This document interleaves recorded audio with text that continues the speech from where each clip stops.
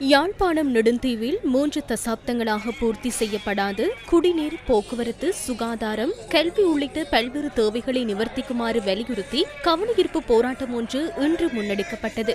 மக்கள் கருப்பு கொடிகளை தாங்கியவாறு மகாவலி இறங்குதுறையிலிருந்து நெடுந்தீவு பிரதேச செயலகம் வரை பேரணியாக சென்று பிரதேச செயலாளரிடம் ஜனாதிபதி, ஆளுநர், யாழ் மாவட்ட பாராளுமன்ற உறுப்பினர்களுக்கான மகஜர்களை கையளித்தனர்.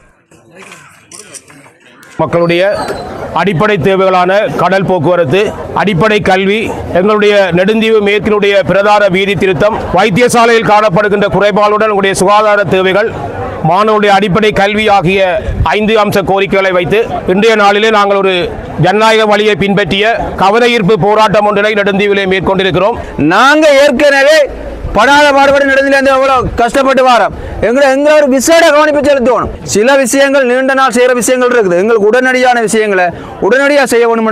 அரசாங்கமானது நீங்கள் நான் பிரதேச செயலராக கடந்த 8 மாதமாக பதவியேற்று பணியாற்றிய காலப்பகுதியிலே உண்மையிலேயே மிக பாரிய அபிவிருத்திக்கான நிதி ஒதுக்கீடுகள் அரசாங்கத்தால் மேற்கொள்ளப்பட்டிருக்கு. எதிர்வரும் காலங்களில் இந்த பிரதேசத்தின் மிக முக்கியமான தேவையாக இருக்கின்ற எங்களுடைய நெடுந்தீவு ஜெட்டி புனரமைப்பு, மற்றது நீங்கள் கேட்டுக்கொண்டிருக்கிற அந்த கடல் அணையினுடைய பிரச்சனை, மற்றும் உங்களுடைய படகுகளை கட்டுறதுக்குரிய ஆங்கரிங் பாயிண்ட், மற்றது அதை விட பாரிய வேலை திட்டங்களுக்குரிய முன்மொழிவுகள் சமர்ப்பிக்கப்பட்டு மிக விரைவில் அவையும் எங்களுடைய கேபினெட் அப்ரூவலை பெற்று இந்த வேலை திட்டங்கள் நடைமுறைப்படுத்தப்படும்.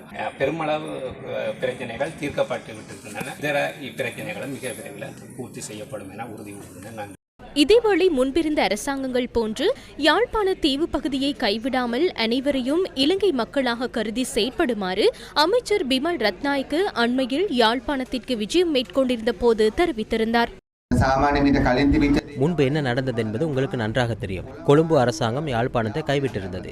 இப்போது கொழும்பு அரசாங்கம் யாழ்ப்பாணத்தை கைவிட்டது போலவே யாழ்ப்பாண அரசாங்கமும் தீவு பகுதியை முற்றிலுமாக கைவிட்டு விட்டது என்பது நமக்கு தெரியும். இனவாதமின்றி, மதவாதமின்றி, பிராந்தியவாதமின்றி, சாதியவாதமின்றி அவர்களை இலங்கை மக்களாக கருதி செயற்படுமாறு கேட்டுக்கொள்கின்றேன். இப்போது கொழும்பு அரசாங்கம் இங்கு வந்து தீவுக்கு பெட்ரோல் செட்டு தருகின்றோம், வீதிகளை செய்து தருகின்றோம், படகுகளை வழங்குவோம் என்று கூறி அதற்கான பணத்தை ஒதுக்கி ஜனாதிபதியின் ஆசீர்வாதத்தையும் பெற்றுக்கொண்டு இப்போது நாங்கள் இதை கையாண்டு வருகின்றோம். அப்படியானால் நெடுந்தீவு போன்ற பகுதிகளில் பணியாற்ற அதிக எண்ணிக்கையிலான அதிகாரிகளை யாழ்ப்பாண அரசாங்க அதிபர் நிச்சயமாக அனுப்ப வேண்டும். எனவே அரசு அதிகாரிகளிடம் நாங்கள் கேட்பது, ஒரு பிரச்சனையுடன் தொடர்ந்து செல்ல வேண்டாம். பிரச்சனையை தீர்வு காண்பதே உங்களுடைய கடமை.